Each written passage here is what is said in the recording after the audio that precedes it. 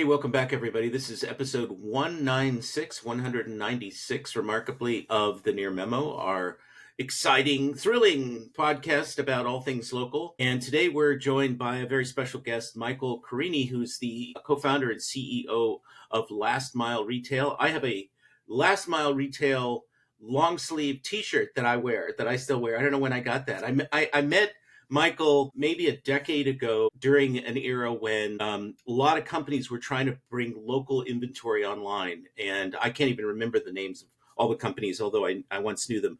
Milo and Step Up Commerce, and Joel Toledano had a company that I forget that got bought. And all these companies were trying to source real-time inventory and put it online so consumers searching for those products could find them in local stores. And you were doing a version of that. Why don't you tell us about the genesis? Well, first of all, why don't you tell us anything more about yourself that you want to say, and then tell us about the genesis of Last Mile Retail and what problem you were trying to solve. Well, first off, appreciate you guys having me on. I'm very excited to be here. And good timing, actually. So we're celebrating our 10th anniversary next month. And I think we did meet you right around the time. Congratulations. Well, Thank I you. mean, tell us about what you were trying to solve and what you do today, because the company has changed quite a bit. So very, very briefly, back in my college days, I had a side business, local retail, selling TVs and electronics, kind of to college kids, universities, local homeowners, stuff like that. And I kind of thought about, hey, how do I expand this business, right, beyond just word of mouth? Obviously I saw everyone was going digital, right? Took a look at a lot of the local digital marketing solutions at the time and came away kind of profoundly unimpressed, right? They were very high level. Some e-commerce solutions available, but didn't really do a good job of getting local products and services into search where customers were already kind of doing their purchase research, right? And what year was this? That was like 2009-ish, 2000, yeah. And then, kind of decided to go off and do a more traditional career, wound up in, the finance space, learned some product management, cool stuff like that, and kind of decided to revisit the issue when I got a little bored at my day job. And I did some research. This was probably around, 2014, let's call it, and realized that not much had changed, right? I probably called up 20 or 30 different, local marketing, tech, and agency type of companies. And so my thesis was, look, if you're a local business and you want to compete with this kind of growing e-commerce wave, right, what you have to do is make it just as easy for customers to find and buy from you. And that means that, it's not good enough to just tell customers, hey, there's an appliance store nearby. No, you have to make it very apparent that you have, the categories of goods, the brands, and the specific products that they're looking for. So that was kind of the genesis of Last Mile, where we're saying, look, we know this information exists, right? Locked away in things like point of sale systems. But how do we bring it online in a way that's Google friendly so that we can now start to make these local, points of sale much more competitive online to meet, customers as they increasingly kind of move to a digital first paradigm? Well, this has always been the strategy to deal with Amazon, but it's been really the evolution of bringing local inventory data online. Now Google has Merchant Center and feeds and other things, but even they have been very sort of tepid in promoting it. But there's only a couple of companies that are standing still today. Near Street is one, you guys are one, and I don't know, maybe there's one or two others out there that are trying to do a version of this. But keep going. I would like you to have a question about this, so I'm going to insert it now so maybe you can cover it. Obviously, this has long been Google's ambition with Frugal in 2008 or whatever they called that. Frugal. First free product upload. And then subsequently, they've demonstrated the ability to integrate with POSs, they purchased Pointy, all right. that sort of stuff. So clearly, Google has had designs on this particular market for a very long time in local as a way to compete with Amazon, which I'm sure plays into some part of your story someplace. Yeah. And so we kind of took a look around and we saw these burgeoning platforms to try to be like, one-stop shops for inventory. But our problem there was like, then you kind of have to pay to get people to that platform, right? And we didn't want to go down the traditional venture route. So we said, let's kind of see if there's another approach to this problem. So what we wound up doing was, we were in New York City at the time, kind of just walking around and talking to a bunch of local independent kind of mom and pop retailers, asking us if they'd give us like their inventory information, let us put it online. and we built like a very MVP product called Digital Storefront, where we, bought our own domain, put these stores on there, put this inventory online, and lo and behold, we were ranking for like these crazy valuable queries like diamonds in Midtown Manhattan, right? And so we kind of realized, how did they get you the inventory at that stage? Because I mean, a lot of independent businesses don't have any, don't have sophisticated we would like go inventory management. point of sale export. It was pretty rough. Well, that's the way it was. It's being done. I think by a couple of people today. They're getting the data from the point of sale, and that's how Pointy did it. Pointy tracked all the products leaving the store, and it was a sort of a really smart way to do it. And then they had an algorithm that anticipated that things that were frequently purchased would be in the store, and so they could then show those things. A very clever solution by Pointy, but what this experience taught us was two things, right? One is that we absolutely didn't want to work with SMBs. No offense to them, but we have an enterprise software background, me and my co-founder. So, and the second thing is that we were really onto something here. And we realized that, look, if this kind of, microsite digital storefront architecture could work for random small businesses, right, it will also work for the next tier up, which is kind of large, multi-location businesses. And so, through a series of kind of ignorance, luck, and arrogance, we looked our way into a big contract with Sprint Telecom. And what we were doing for them was literally just adding inventory pages onto, they're using, Yext Pages solution at the time, kind of integrating it with Yext Pages. And to make a very long and dramatic story short, we were good enough at that they basically trusted us to kind of take over more and more and more of their overall local digital presence, and we expanded from there. Although the question is, did Howard Lerman trust you enough to be a partner with one of their major clients, or did he, somehow intercede in a way that was less than friendly? I'll just say... You don't have to answer that question. That was rhetorical. Interesting voicemails, I'll say, not from him, but from people. And that partnership did not last very long. I have a similar experience, just saying. So obviously the business has evolved dramatically in the intervening decade or so since this early sort of problem solution scenario that you're describing. So tell us what you do today. How has the business changed, and what is the range of things that you do today? Yeah, so we really found our niche with enterprise, right? So what we've become is kind of a purpose-built, all-in-one platform for, local digital marketing at that enterprise scale. We work with entities that have hundreds, thousands, tens of thousands of store locations, right? Everyone from T-Mobile to Hyatt to the U.S. Navy. And so, we kind of run the gamut. We built our own kind of first-party, listings network and service, right? We have our own kind of content management dashboard. We'll get a little more into that later. We've got our pages, locator, microsite product. And then we do quite a lot on the reporting and analytics side, which I think we'll also talk about at some point here. And then, in the last maybe 4 or 5 years, we've really kind of branched into paid media management for many of our clients as well. We found that, kind of the out of the box local marketing tools from, Google and Meta and what else, are kind of very generic and don't do a good job of helping big brands really stand out from the competition. So if you go really down into hyperlocal content and targeting and kind of re-architect the campaigns a bit, you can get some meaningful returns there. And are you doing anything with reputation? I mean, it sounds like you're offering a sort of a suite of services which is comparable to a lot of the kind of company local listings and reputation management platforms out there. Yeah, we've got a full, review, Q&A, posting kind of management part of our platform. We've got all the AI features integrated to that. So I think we have a competitive offering there as well. But you're an AI skeptic, so we'll talk about that as we move into this. So just sort of before we get into kind of the tactical meat of what you're doing, which I think is really interesting, just give us your reflections on how the market may have changed or evolved. I mean, we certainly have very clear perspectives on what's going on today. Google sort of gobbling up competition, although now the market is becoming potentially competitive again. What have you seen? Are you guys really pretty focused on Google? Did it move from competitive to monopolistic? What are your reflections on that? Yeah, to your point, at one point it was really just all about Google, right? I think we started to see that fracturing a bit, where local Apple Maps is becoming more and more prominent. They're investing quite a bit into the capabilities of their platform. Now they've got, self-service management tools. They've got, good APIs. So I think that was kind of the first crack in the all Google facade. Our clients, suddenly really wanted to know how their Apple Maps profiles were doing and optimize those. So that's been an opportunity.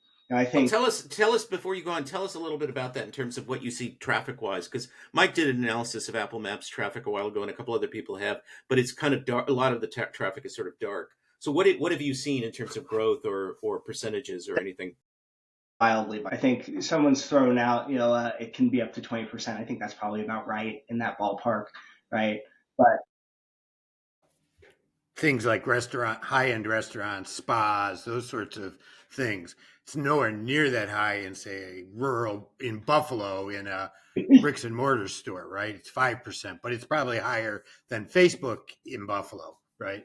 spot on for what we see, right? Hospitality, very high, right? Traditional retail, not as high. So would you say that Apple Maps is kind of the number two traffic driver, or where does it sit in the hierarchy? You've got Yelp, you've got In terms of like profile impressions, and like, it's kind of tough because like the metrics they give, it's very Appleified. So like they have their own weird definitions of what a view is. It's not the same as Google. It's not the same as Bing. So, you kind of have to read between the lines, but yeah, I would say it's number two. okay. So let's talk about. So just a note, Greg, this is validation for my bet with David that Apple is not just been most, he agrees that it's been significant, but my contention is it will become even more significant as they build out their various knowledge graphs and integrate those at the highest level of the OS right onto your phone. Do you see that happening in inventory with Apple? I mean, can you envision that happening? When we first kind of inked our partnership with them, we came to them and we said, "Hey, like we can give you inventory, we can give you all this stuff," and they were like, "Slow down there, cowboy. Like we'll get there."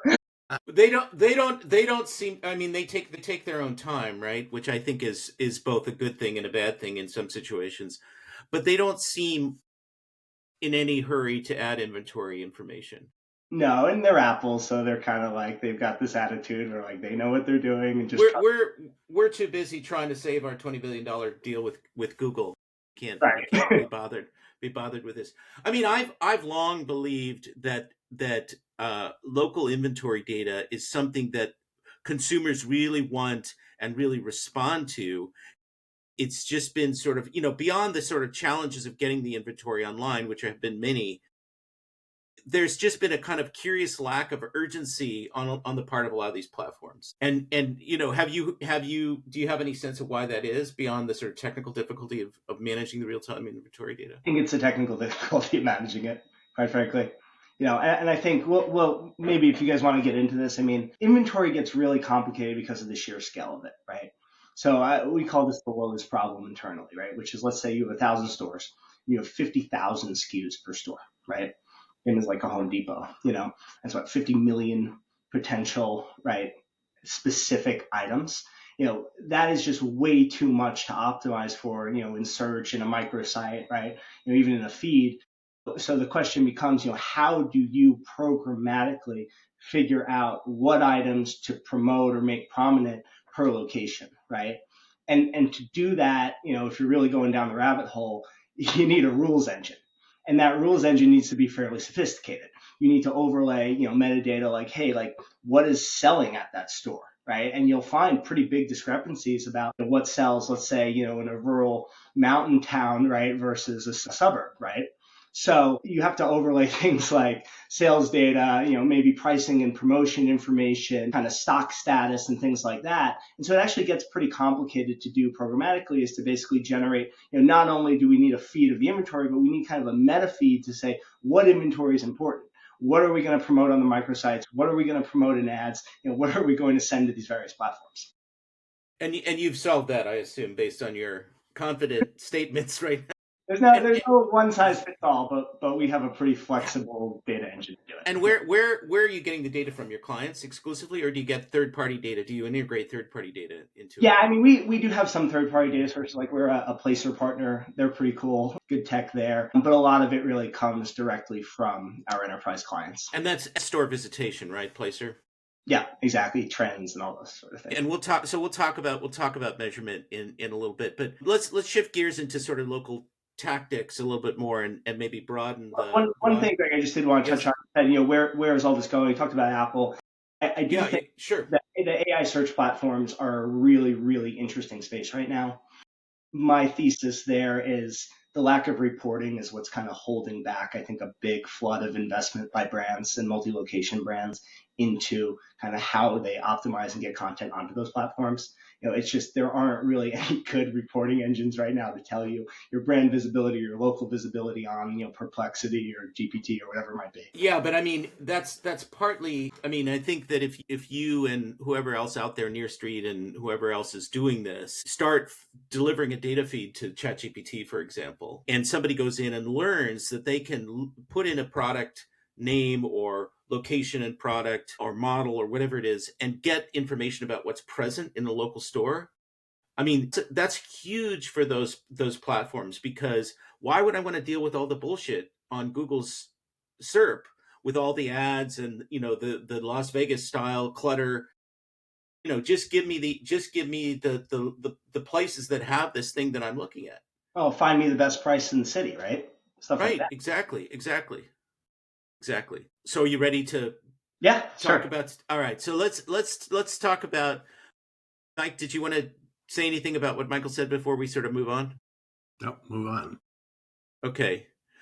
I have way more questions that we're going to get to, but let me ask you about the sophistication of your clients about local SEO. Would you I mean I know that there's a whole bunch of them and they're different, but what would you say generally about how much education you have to do? Do these folks sort of get it, understand, and you don't have to sort of sell them on the value of what you're doing, or are you finding that you have to do a bunch of education before they sort of warm up?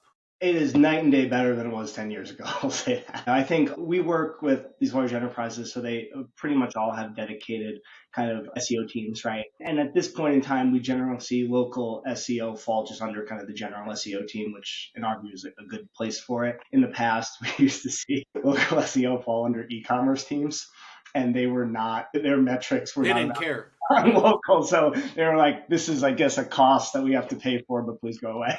So now it's nice, right? Like, I think people understand the value. I think, the whole omni-channel thing has been just kind of digested by the industry. They understand that, if you want to really win in the modern shopping era, you need to make it as easy for shoppers to buy from you wherever they're looking, right? Online, BOPIS, in-store, whatever it might be. So not too tough a pitch to make that you need good local SEO. I think what's really evolving is, what does good local SEO look like, right? Okay. And for us, where when I started doing this 10 years ago, the state of the art was, we have a locator and we have maybe one local page per store with thin content. I think the sad truth is that that's kind of still the reality for even many large multi-location businesses. And that's where we come in with our education component to say, look, you can do a lot better. Well, so what does good local SEO look like right now, to use your phrase? It's rich content wherever your customers are looking, right? I think it's all about content, right? So that means, let's, go back to the inventory piece for a second, putting kind of the right mix of local in stock products on, your local pages, full microsite architecture there.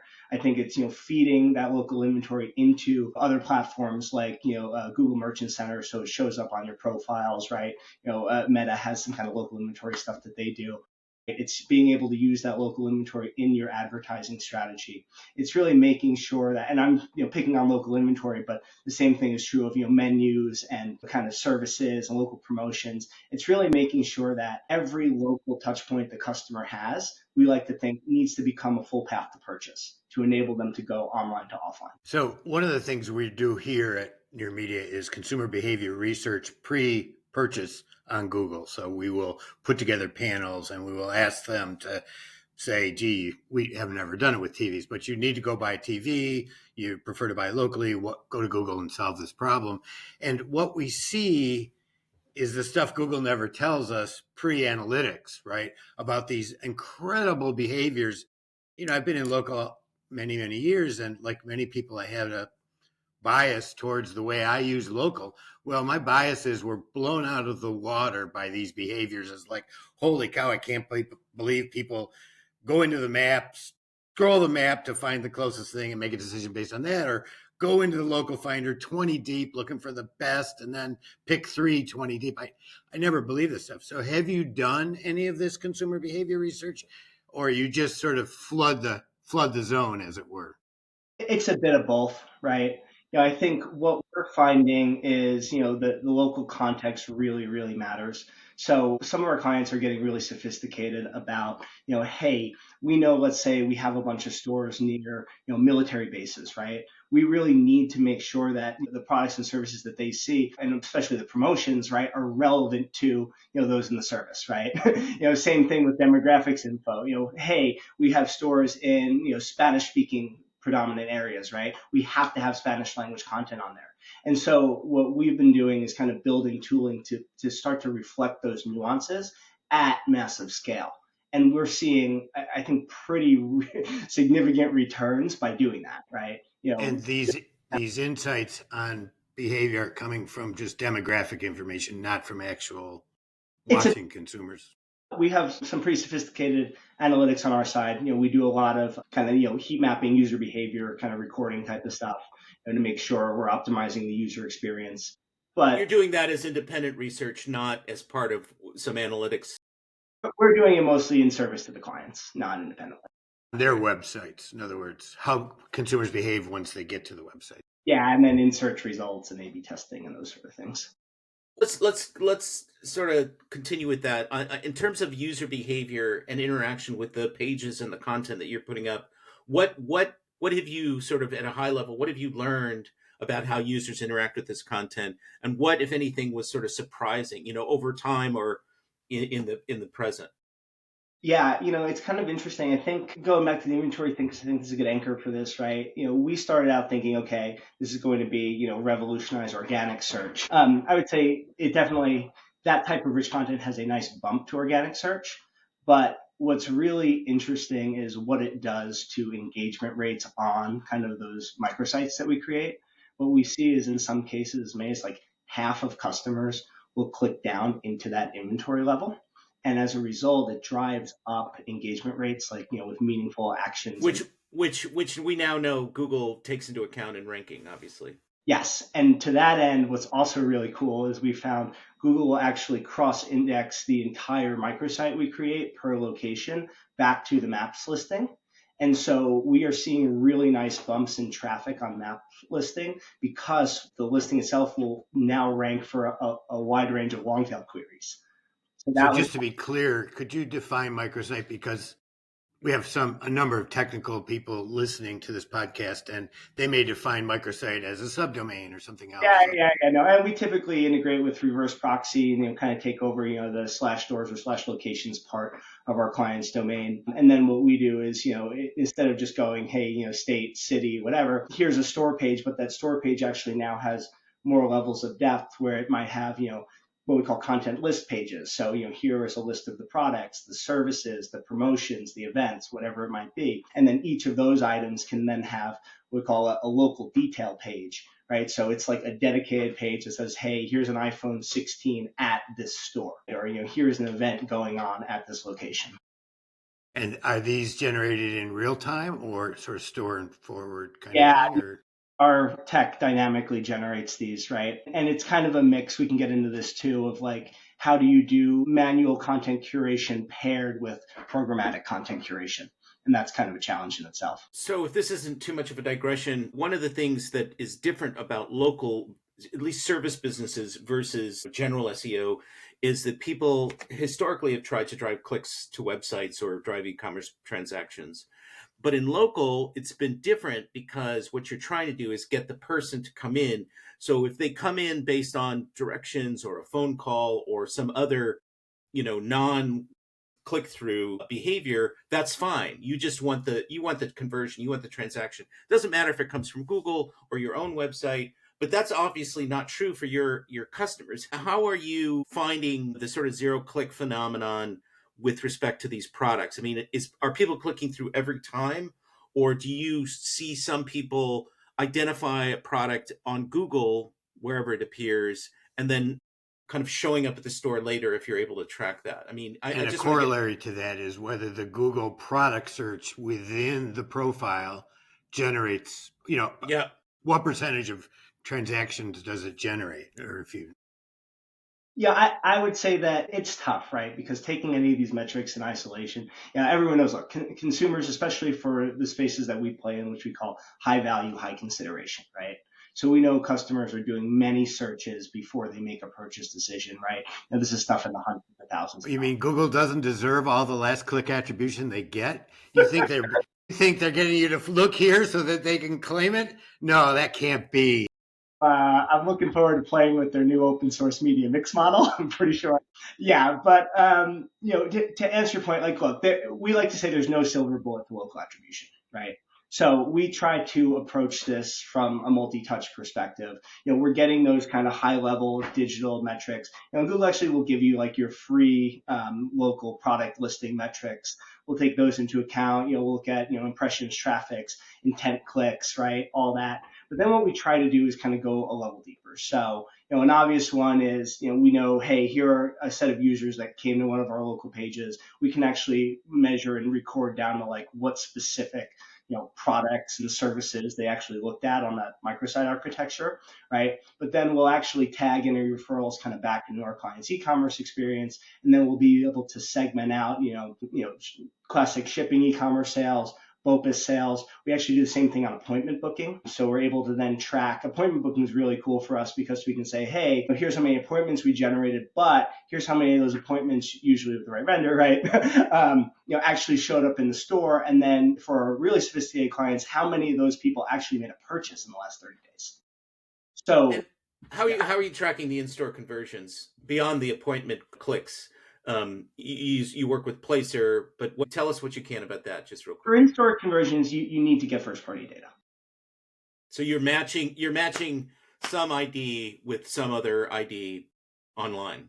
Yeah, exactly. Within a Which 30, ID 30 with which ID are you matching, if I may ask? Generally, it's something like phone number, email address, right? Stuff and it's a 30-day look back window typically. generally.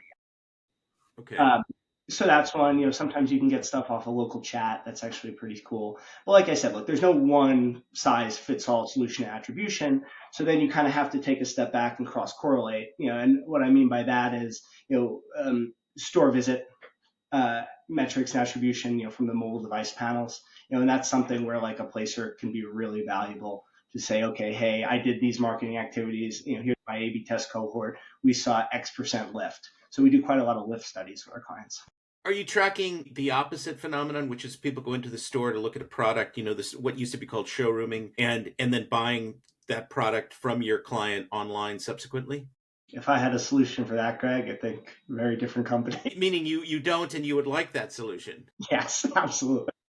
That's an equal behavior, right? I mean, I think this is something increasingly that people do in this sort of omni-channel context, which is they go in to confirm that the product that they've been thinking about is the one that they want. They don't buy it that day, and then they buy it later online. I mean, what the store often will do for people is give people, I mean, this is a little bit of a different comment, but it'll give people confidence to buy online. The store is there. I've seen the product, or I can return it to the store if it's not right, whatever.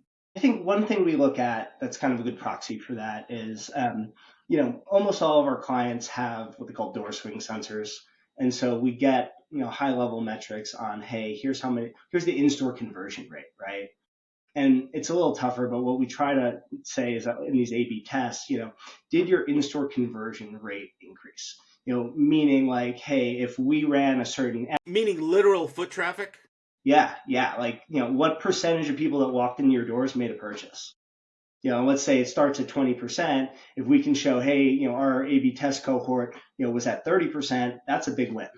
Right. So you do correlation, kind of a correlation study. They saw Like I the addicts. no, They were no silver bullet, but you got to kind of hit the right. top. They were exposed, and they went into the store and they made a purchase. That kind of thing. And by the way, RIP Google store visit reporting. That was awesome when they used to have that in Google Analytics. So they totally killed that. I didn't know that. I don't see it in GA4, sadly. Yes, mercifully, I'm not using GA4. So, okay, how much I'm sort of, I'm feeling the gravitational pull of AI here, but Sure. well, I wanted to ask you, like, what, we're going to talk about your skepticism about AI, but AI must be in the background now at this point. You're talking about all this sophistication and all these analytics and all these content pieces and third party data. Where does AI fit into that mix for you? So I think for us, we kind of, going back to, we service exclusively enterprise, right? Like a North Star metric is reliability. We are held to SLAs that is like, 18 million nines, right? This thing has to work and work every single time. I think the problem that you have for a lot of AI, whether it's hallucination or just wrong information, right, is that it's not super reliable. And so right now, my kind of take is it's not quite ready for prime time to replace the brand's, human-led voice, right? And I think that a lot of companies are looking at this as, a cost saving measure and, also an upscaling measure, which makes a lot of sense. But I think you have to be very careful not to, deprive yourself, especially on like review response, for instance, deprive yourself of a very critical customer feedback channel. Like the best organizations we work with, they not only respond to reviews with a personalized touch, but they're actually doing quite a lot of, sentiment analysis and data mining on those reviews to basically make sure that the voice of customer makes its way to their management teams, and then make sure that those customers actually get, the kind of outcomes that the customer company wants for them, right, and keep them happy. I think the problem with AI is, you're checking a box and responding to the customer, but now the company doesn't even know what you promised the customer, right? And I think that's in the long term not a good business strategy. Well, but before we sort of get into the meat of that, where are you using AI in Yeah. your business? So we use it in two places right now. One is content drafting, right? And I think that, as a drafting tool, it's phenomenal and it can save a lot of time, whether it's, a local post or whether it's, a review response, right? As long as the human is still kind of in the mix, we feel it's a very good tool. The other place is, what kind of jobs can AI do that just aren't being done today because, they're tedious or, the volume is too large. And so we're using it a lot for content categorization, which is really cool. So, like, I'll give you an example. Let's say you have thousands of stores and you have customers posting their own photos to the profiles, right? The reality is, like, most even large organizations don't have the manpower to sift through those photos and flag this one, that one's off topic, et cetera, et cetera. So the AI is really good for those sort of tasks where even if it's wrong 20% of the time, that's still better than, not doing the task at all. Better and faster, much faster, I would imagine. Exactly. So Benedict Evans recently wrote a post called "The Deep Research Problem." He pointed out that this error rate, what you don't know about AI is whether the error rate will ever go away. So I'm curious if you think it will, or whether you think it's just part of the reality of it. And if No. it doesn't ever go away, can AI ever take on the job you're describing, which is brand defense, brand promotion, brand voice, right? I think it can help, but I don't think it ever completely disintermediates the how I look at it. Well, with content, we've talked a little bit about your content efforts on behalf of your customers, but the number one use case, enterprise use case, I mean, data analysis is a big one, but marketing has been the number one use case for AI, content creation and image creation and other things like that. With the sort of programmatic dynamic pages that you're creating, where does AI fit into that mix? And how do there's a debate obviously about Google's tolerance for AI. There are a lot of people that are just going bonkers with AI, and some of them are getting hit by the algorithm, some of them are not. How do you manage that, right? Sort of programmatic content at scale, AI, and then being wary of Google penalizing you for overly programmatic pages that are AI generated, if at all. Yeah, I mean, I think we avoid this problem to an extent because it's almost axiomatic from my point of view that great brands are built on great content, right? and they've got very unique brand voices, and they pay some really talented people a lot of money to create unique content, not But generic content. what people consider to be great content is, a debate sometimes. Sure. But I mean, what Michael's saying though is that it also has to be read content and actioned content, and that's the only content he uses, which is Google's criteria, right? So he's not putting infinite amount of content out there. He's filtering it through these rules and rejecting anything that in the end doesn't perform. Is that a correct summary of this? Exactly. And so for us, where we see the larger return versus trying to just have the AI, optimize like a store description or something, is really instead to just bring a good variety of content per location online, right? So how do you reflect the nuances of what's available in location A versus location B? That we actually see Google rewarding much more heavily, right? Google wants to build a real-time knowledge graph of what's happening in the physical world, right? That's what I view their mission as. And that's what we're trying to help them do. That's probably not how they would state their mission. Their mission would be revenue maximization at all costs. That's the new mission statement, I think. Well, revenue maximization through the organization of the world's information. I'm just restated their mission, but that's their mission. It's a little bit of both, you guys. Yeah. So it's a lot of one and a little bit of the other. Let me rephrase that. We're just not sure which one. There's a lot, and which one's a lot. Where are the best use cases? I mean, you've said this a little bit. You've alluded to this. Where are the best use cases for local marketers with AI, and where are the worst? I mean, you've already sort of pointed out reviews are not a good use case. Review analysis is good. You can use AI to analyze reviews. But what do you think are at the opposite ends of the spectrum there? Good use cases, bad use cases. Internet needs is more junk content, right? That's kind of how I look at it. Yet here it is. So I think, look, I'm very pro AI drafts, right? As long as you have a competent human to take that draft and turn it into something good and unique.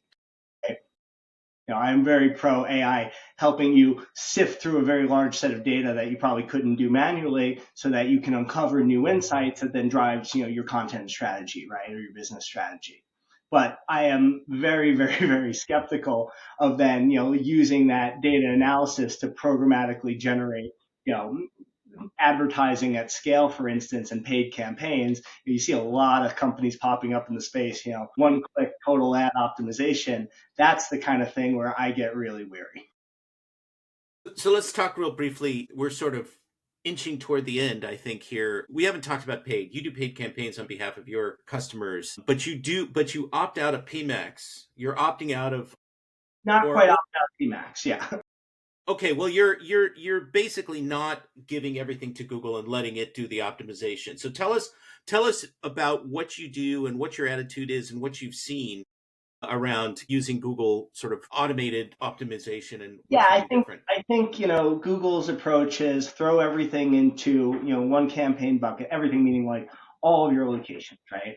And let our algorithm then figure out the best way to deploy your dollars.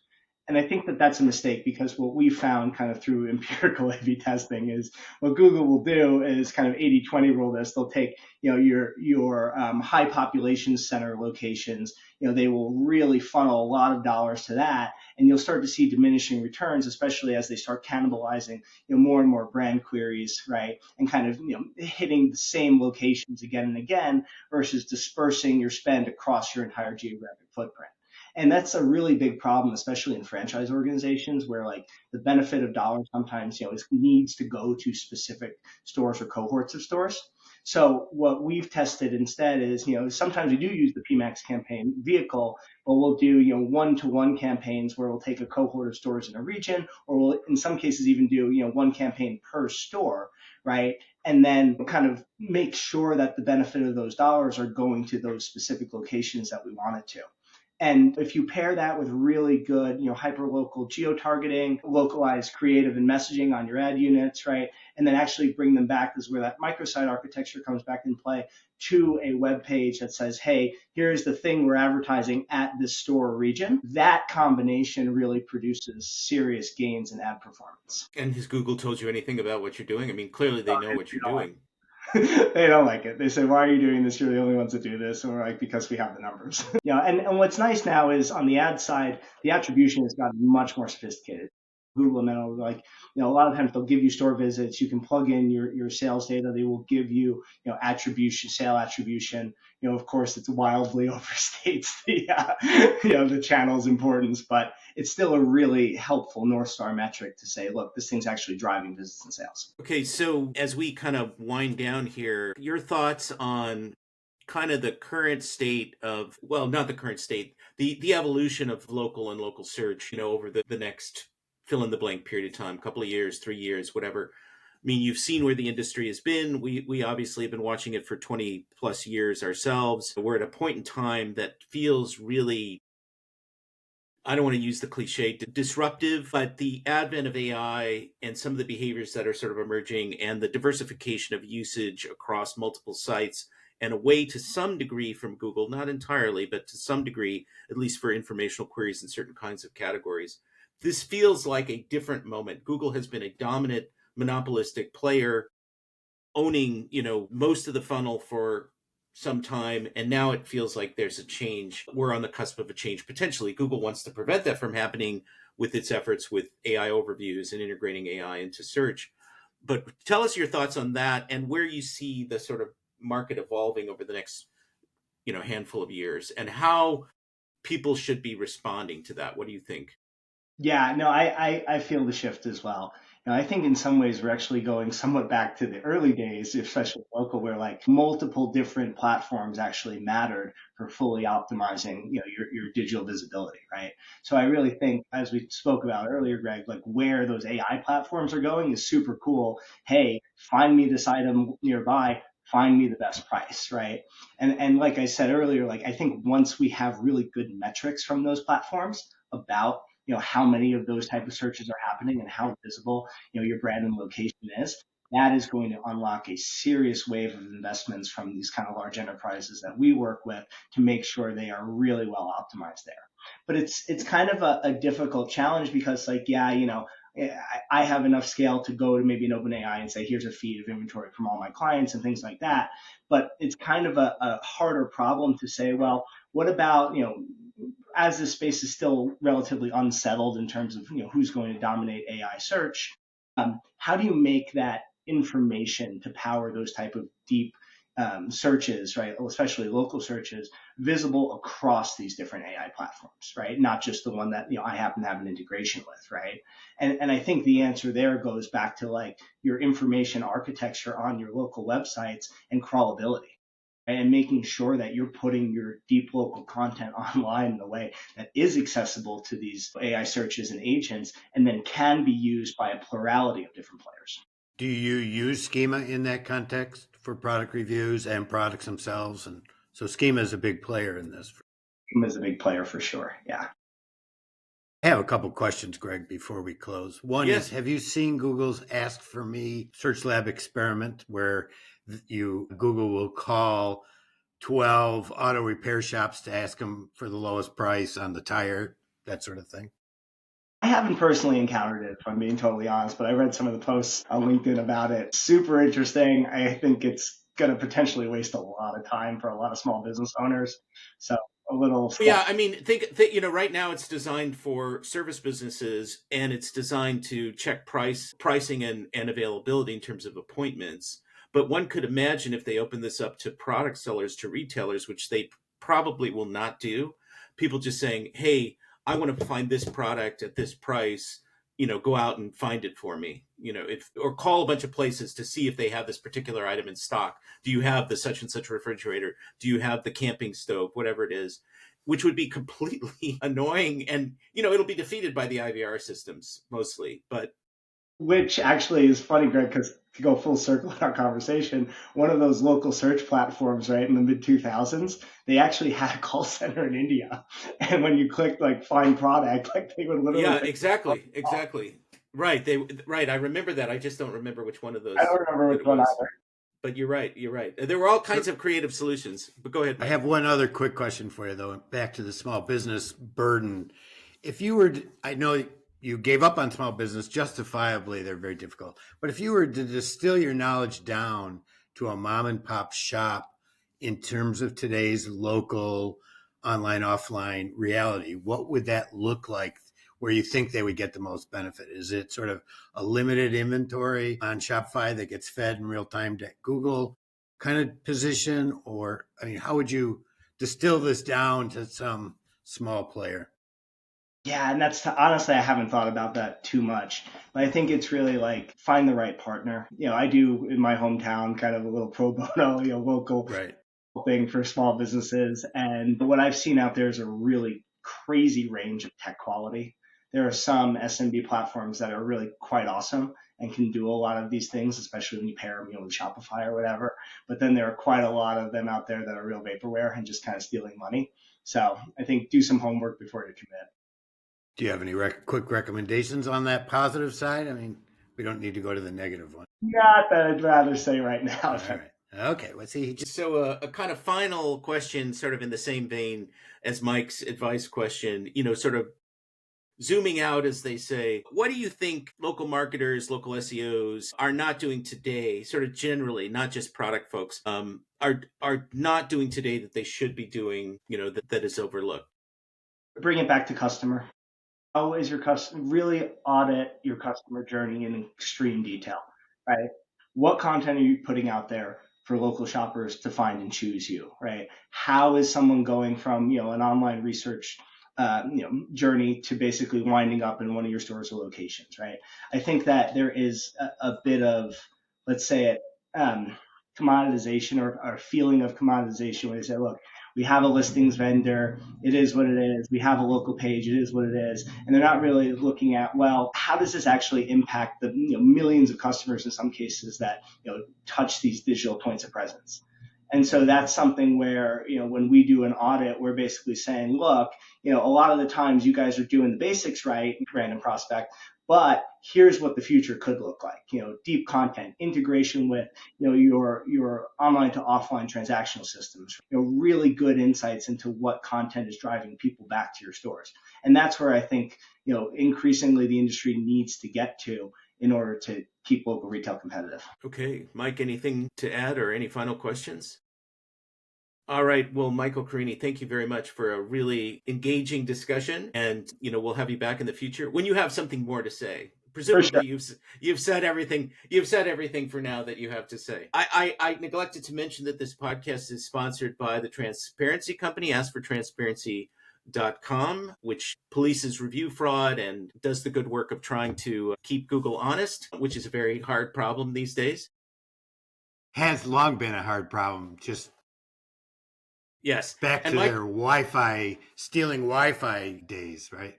Where they I can not for now, but I have some insight into why that was going on, which was really it's a really interesting story, and it was my first disillusionment moment with Google when that happened. But anyway, my innocence was gone at that point. But Michael, if people want to reach out to you or contact you, where's the best place for them to do that? I just go right to our website. You can email us info@lastmileretail.com. Okay, great. Thanks for your time and your insights today, Michael Carini. Thank you guys for having me. Really appreciate it.